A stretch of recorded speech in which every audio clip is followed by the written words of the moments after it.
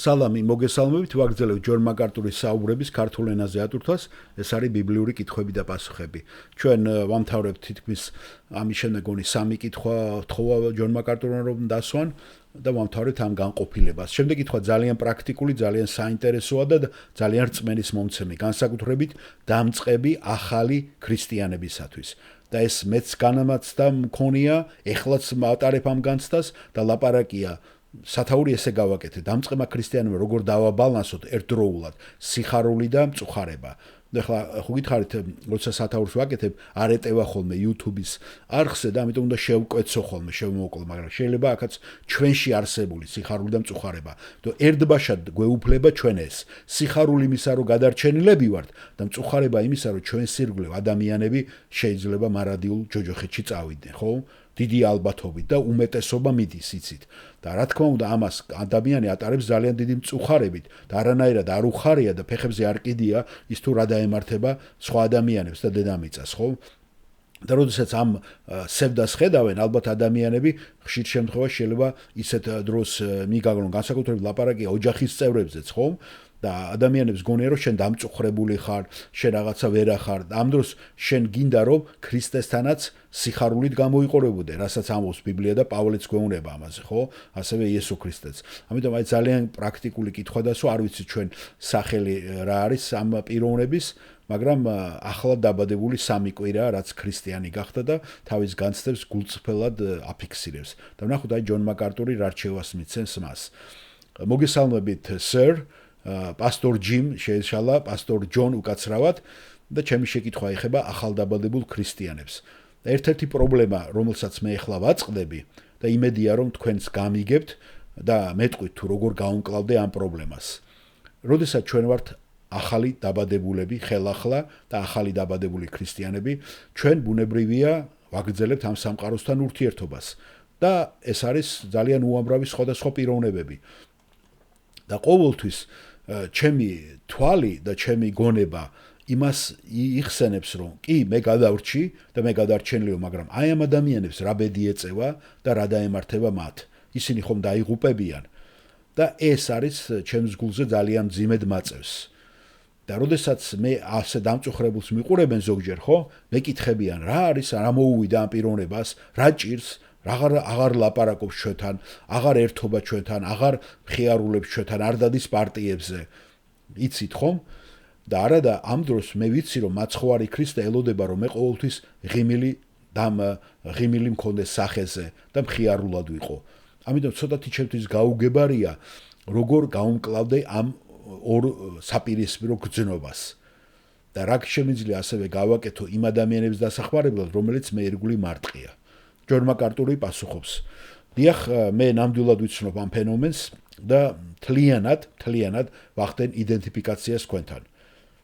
და გულწრფელი რომ ვიყო თქვენ მიმართებაში, მეც ასე დამემართა, როცა ქრისტიანი ხდები, პირადი სიხარულის უზარმაზარი გრძნობა გეუფლება, მაგრამ კისიერადაც უცებ იღებ მწუხარებას. და თქვენ ნამდვილად გემართებათ, ეს არის ზუსტი ფსიქოლოგიური განცდები, რომლებიც თქვენ გეუფლებათ. იმიტომ რომ თქვენ პირველად გესმის და პირველად განიცდი ამ გრძნობას. თუ რას ნიშნავს იყო ქრისტიანი, გადარჩენილი, გამოხსნილი მარადიული ჯოჯოხეთისაგან. და ბუნებრივია ეს, როდესაც ადამიანის სიკვდილი მსჯილია, ხომ? და ის გაიგებს, რომ ის გადარჩა და ის გამოხსნილია, ამას აქ ახლავს ძალიან დიდი სიხარული. ძალიან დიდი სიხარული, ხომ? და ესეთი ნეტარება, რომელიც, რა ვიცი, არც ერთ ნეტარებას არ შეედრება ეს. ბუნებრივია. და როდესაც მიდიხარ უფალ იესო ქრისტესთან, შენი ცხოვრება მთლიანად გარდაიქმნება. შენ თვალები გეხილება სულიერი გონების თვალები და აუცილებლად იწყებ უკვე იმ რეალობის აღქმას, თუ რა დაემართება ადამიანებს შენს ირგვლივ. და მარადიული ბედი, მარადიული დაკარგვა, განშორება მათთან, ხომ? ცოდვისა და ამის გამო, რაც არის სატანა და რასაც აკეთებს ირგვლივ სამყარო. განა პავლემაც იგივე არ აღიარა, როდესაც იგი მუდმივად მწუხარებს და ცრემლებით იხსენებს და ცრემლებით ტირის. მუდმივად დატვირთულია და გადმუდმივად შეწუხებულია პავლე. მაგრამ გახსოვთ ის რაც გვეუბნება, რომ იხარეთ მუდამ. ასე რომ ისევ ჩვენ ვამბობთ, რომ უნდა ვიხაროთ მუდამ.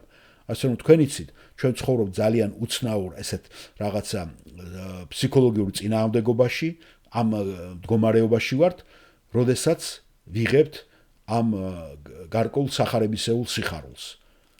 და ამის საუკეთესო ილუსტრაცია, რაც შემიძლია მე მოვიფიქრო, არის, როდესაც თქვენ ვიხსენებთ გამოცხადების წიგნს. გახსოვთ ხო, გამოცხადების წიგნში მერვე მეათე თავის მერვე მუხლში იოანეს ესმის ხმა ზეციდან. აიღე, მიდი და აიღე გრაგნელი. ეს არის პატარა გრაგნელი და აქ წერია ის თუ რა უნდა გააკეთოს იესო ქრისტემ და ეს არის საბუთი დადასტურებული და რას აპირებს ქრისტე, რა უნდა მოახდინოს ამ დედამიწაზე და რა საშინელებები ელის, ხო? რომ ის აუცილებლად დააჯილდოებს მართალს და დაჟის ბოროტს. გახსოვთ ხო თქვენ მეორედ მოსვლისას, როდესაც ის ამყარებს თავის სამეფოს და ამბობს ამას, რომ ანგელოზის ხელში არის ეს გრაგნილი, ისინი დგანან ზღვაზე და დედამიწაზე და ამიტომ მიდის ის ანგელოსთან და ეუნება და ის ეუნება აიღე და შეჭამე და ეს სიმბოლური სურათია. და როდესაც ის ჭამს, ის მუცელს გაუმწარებს, მაგრამ პირში თაფლივი ტკბილი იქნება. ხედავ? და ამას აღწერს ზუსტად იოანე. ახლა რას ამბობს ეს? რასაც ის ამბობს, რომ ქრისტეს მოსვლაზე თვლიანად, აი, როდესაც ჩვენ ფიქრობთ, ხო, ეს არის უდიდესი სიხარული. უდიდესი სიხარულია ჩვენთვის, როდესაც დამყარდება ჭეშმარიტება, სამართლიანობა გაიმარჯვებს, მაგრამ ამავე დროს ჩვენ ვიცით, რომ ძალიან ბევრი ადამიანს რა დაემართება და რა ვიცი, უდიდესი 3/4 ხო, ლაპარაკია დედამიწის უმეტესობა და არა მარტო ცხოველთა სამყარო, არა მარტო ბუნება, არამედ ადამიანებიც დაიღუპებიან და დაიჟებიან. და ჰენრი მარტინის მსგავსად, რომელიც გამოვარდა უცებ ინდოეთის წარმართული ტაძრიდან, ხომ, როცა წავიდა, რომ მან დაიყვირა, რომ ის ვერ უძლებდა იქ ყოფნას, სადაც იესოს ასე შეურაცხყოფდნენ. იცით ხომ ეს ამბავი? და ეს ბუნებრივი მოვლენა არის. ის დღე, რომელიც მოდის, ხო, ჩვენთვის ძალიან ტკბილი არის იესოს მოსვლა და ჩვენ ვღერით, ამაღამაც ვიმღერეთ, ხო, სიმღერები იესოს მეორედ მოსვლის შესახებ. მაგრამ ამავე დროს ვიცით, რომ ჩვენი ეს საკუთარი სიხარული, ხო, განკითხვის ასევე ძალიან დიდ საშინელ სიმწარეს შეიცავს. და დანაღულიანებული ვართ ზოგჯერ როცა ვიხსენებთ ამას. ასე რომ მე მხოლოდ ის შემიძლია გითხრათ, რომ ეს არის შინაგანი წინააღმდეგობა, ნორმალური პროცესი, ფსიქოლოგიური დაძაბულობა, რომელიც ყოველთვის გექნებათ როგორც ქრისტიანს. და მე მჯერა, რომ ეს არის ღვთის სულის უნიკალური მოქმედება, რათა მოახდინოს თქვენში ეს დაბალანსება ამისი და მოახდინოს ამის გაწონასწორება.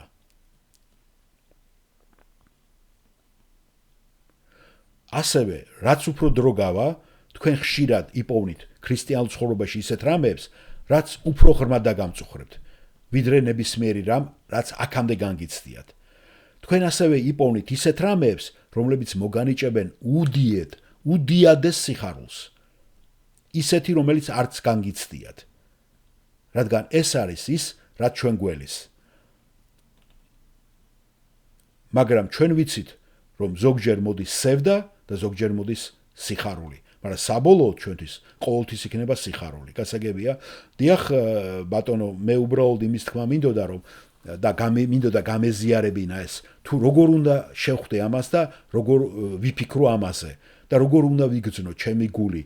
თითქოს და ეს მე რაღაცნაირად და დამნაშავედ ვიგრძნო, როდესაც ესეთ მდგომარეობაში ვარ და ძალიან რთული ამასთან გამკლავება. და ერთადერთი შემთხვევა, როდესაც მე ნამდვილად გრძნობ თავს ბედნიერად და კმაყოფილად, ხო, ჩემს გულში და ჩემს სიმშვიდეში, ეს არის ის, როდესაც აქ ვარ თქვენთან ეკლესიაში. ესე იგი, როცა ქრისტიანებთან ხარ, დიახ, როცა ქრისტიანებთანა ვარ. რა თქმა უნდა, ესე იქნება. და როცა გარეთ ვარ, ძალიან რთულია, რადგან ყველა გიყურებს რაღაცა მტრის თვალით, გაუცხოებულად. და როგორ უნდა გავაკეთო რეაქცია, ცოტა მიჭირს ხოლმე. რა თქმა უნდა, იმიტომ რომ ისინი მიუთითებენ, იცით, რომ თქვენ ქრისტიანი ხართ და თქვენ კი იცით, რომ ისინი არ არიან ქრისტიანები. ეხლა მე კითხვა მაქვს, რამდენი კვირაა, რომ თქვენ ქრისტიანი ხართ? 3 კვირა. 3 კვირა? გასაგებია, ესე იგი დიდი რო არ გასულა. მოდით, მიეცეთ კიდევ 2 კვირა და ფიქრობთ, ეს იქნება უკვე, როდესაც უფლის სიხარული დაიწყებს უფრო გამარჯვებას და უფრო მეტად თქვენი გულის და გონების დატვირთვას. მე ეს ნამდვილად მჯერა. ძალიან დიდი მადლობა ჯონ პასუხისათვის. პირიქით, გმადლობთ.